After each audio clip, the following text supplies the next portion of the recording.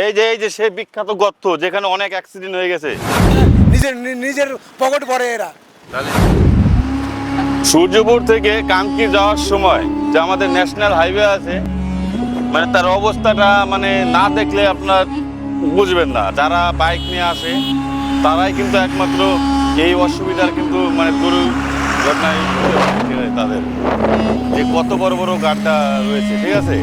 মানে ওই পাশের রোড একদম চকাচক, আর এই পাশের রোডটা কিন্তু মানে একদম ভাঙাচোরা। এখানে আসুন দেখুন, দেখুন মানে যদি একটা বাইক যায়, ঠিক আছে, দেখুন এই যে গাড়িটা যাচ্ছে, দেখলেন মানে কি অসুবিধা। এটা বড় গাড়ি এত আওয়াজ করতেছে, যদি একটা ছোট বাইক যায় কি অসুবিধা। যদি এইভাবে বাইক আসে এখান দিয়ে, যদি ও একটু এইদিক ওইদিকে তাকায়, যদি থুতু ফেলার জন্য ওইদিকে তাকায়, এক মুহূর্তের জন্য কিন্তু সে উড়ে যাবে। কি কারণে উড়ে যাবে দেখুন, যদি বাইকটা এখানে যায় দেখুন কতটা গর্ত। একটু ক্যামেরাম্যানের দিকে আসবেন, যে দেখুন কতটা গর্ত রয়েছে এদিকে, মানে কতটা জায়গায় জায়গায় কতটা গর্ত রয়েছে। এখানে একটা গর্ত রয়েছে, এখানে একটা গর্ত রয়েছে।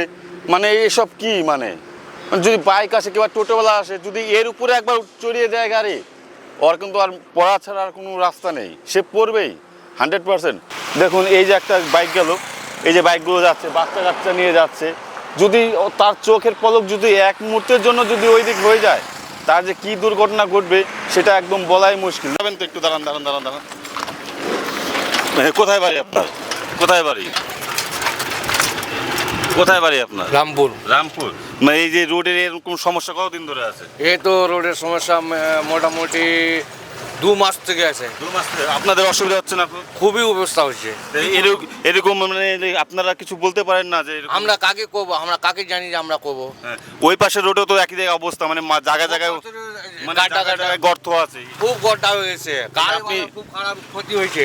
এই যে আপনি মাল নিয়ে যাচ্ছেন, যখন তখন চাক্কা বাস্ট হয়ে যাচ্ছে, একদম পাংচার হয়ে যাচ্ছে যখন তখন। মানে অ্যাক্সিডেন্টের ভয়টা কিন্তু অনেকটা বেশি। খুব অ্যাক্সিডেন্টের ভয়টা খুব বেশি।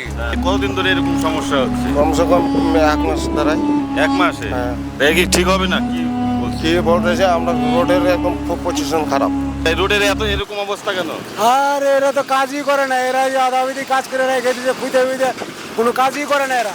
দেখলাম যে ওইদিকে দেখলাম যে ওইদিকে রোড ঠিক আছে, আবার এদিকে একই রোড, আবার এদিকে আবার এরকম অবস্থা কেন? এই যে খুঁজে গেলে এইভাবে রেখেছে, হয়ে গেলে কমসে কম 6-7 মাস হয়ে গেছে এরকম খুঁজে রেখে। আর এই তো প্রচুর অসুবিধা, অ্যাক্সিডেন্টেরও ভয় থাকে। অ্যাক্সিডেন্ট মানে যখন তখন অ্যাক্সিডেন্ট হয়, যখন তখন অ্যাক্সিডেন্ট হয়। হ্যাঁ। তো শুনতে পেলেন, যখন তখন কিন্তু অ্যাক্সিডেন্ট হয়ে যাচ্ছে। ওই যে ওইদিকে একটা গাড়িও দেখুন পাংচারে পড়ে রয়েছে। একটা ট্রাক্টর পড়ে আছে কাল রাতের থেকে না সকাল থেকে। হ্যাঁ, মানে এই যে বাচ্চা কাচ্চারা যাচ্ছে, মানে যখন তখন কিছু হয়ে যেতে পারে। যে ওইদিকে রোডটা কোনো রকম ভালো আছে, কিন্তু আবার জায়গায় জায়গায় গর্ত আছে, গর্ত হয়ে গেছে। মানে কাজই ভালো করে না এরা, মানে খালি পয়সা নিজের পকেট ভরে এরা। তাহলে এইটা এর জন্য দায়ী কে? এর জন্য কে দায়ী আপনারাই বলবেন। এগুলো দায়ী হলে যে কোম্পানি দায়ী। কোম্পানি দায়ী? মানে সরকার থেকে ঠিকঠাক টাকা আসে, কিন্তু কোম্পানি খেয়ে নিচ্ছে। কোম্পানি খাই নিচ্ছে, ওরা ঠিক মতো কাজই করে না। হ্যাঁ, দেখছেন, এরাই বলতে পারবে, মানে আশেপাশের লোক এরাই দেখছে, রোড হওয়ার সময় এরাই বলতে পারবে যে কতখানি পিচ দিচ্ছে, কতখানি ঢালাই হচ্ছে, সব কিন্তু পিজি দেয় না এরা, খালি কোনো মতের সাথে ঢালাই করে চলে যায়। তাহলে এরকম করলে কিভাবে হবে? দেখুন এভাবে যে কোনো সময় একটা দুর্ঘটনা ঘটতে পারে। ঠিক আছে কাকা, ধন্যবাদ কাকা।